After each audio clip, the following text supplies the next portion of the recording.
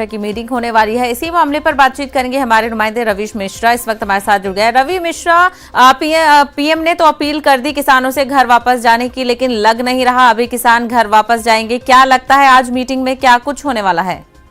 जी बिल्कुल, देखिए जिस तरीके से प्रधानमंत्री ने कल घोषणा की और इतिहास में वो दिन दर्ज हो गया है और तमाम किसानों ने इसका स्वागत भी किया है। मगर आपको बता दूं, जो किसानों की जत्थेबंदियों की जो 9 सदस्यों की कमेटी है वो आज वीडियो कॉन्फ्रेंसिंग के माध्यम से अलग अलग, जैसे कि Tikri border, Singhu border, Ghazipur border, तमाम जगह जहां पे किसान जत्थेबंदी बैठे हुए हैं वहां से वीडियो कॉन्फ्रेंसिंग के माध्यम से ये तमाम 9 जो सदस्य हैं कमेटी के, इसमें बलबीर सिंह राजेवाल, दर्शन पाल, गुरनाम सिंह चंडूनी, हन्नान मुल्ला, जगदीश सिंह डलेवाल, अन्य जो लोग हैं ये बैठेंगे और इन्होंने आज ये फैसला किया है कि आज बैठक में तमाम मुद्दों पर चर्चा की जाएगी कि आगे की क्या रणनीति और किस तरीके से रूपरेखा तैयार करनी है।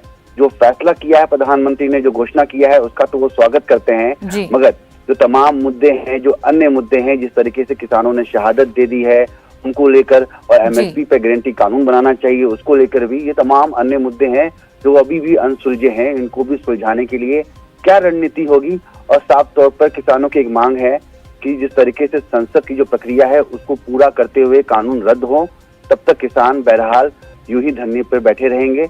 मगर आज मीटिंग होगी 9 सदस्यों की, उसके बाद कल सिंघू बॉर्डर पे एक फिजिकल मीटिंग होगी जिसमें तमाम किसान जत्थेबंदी मौजूद होंगे और उसके बाद प्रेस कॉन्फ्रेंस कर तमाम घोषणा की जाएगी कि आगे संयुक्त किसान मोर्चा की क्या रणनीति हो सकती है। रवि, कितने बजे ये मीटिंग होने वाली है, इस हवाले से कुछ जानकारी?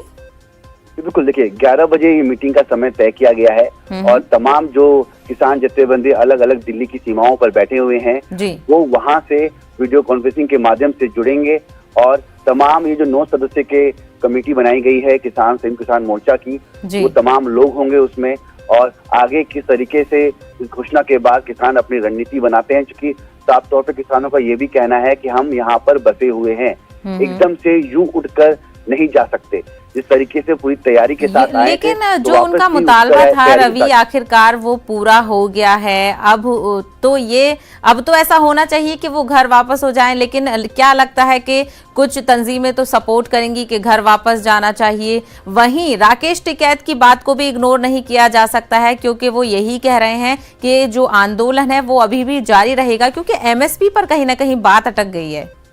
जी बिल्कुल, देखिए एमएसपी पे बात अटक रही है, मगर किसानों को ये बिल्कुल नहीं भूलना चाहिए कि वो 3 कृषि कानून को रद्द कराने के लिए ये तमाम आंदोलन, ये तमाम जद्दोजहद कर रहे थे। ये एक बहुत बड़ी घोषणा है और तमाम किसानों ने इसका स्वागत भी किया है कि खुद प्रधानमंत्री खुद आकर ये घोषणा करते हैं। तमाम किसान मोर्चा के तमाम लोगों को ये सूचना मिलती है, तो कहीं ना कहीं ये खुशी की खबर है।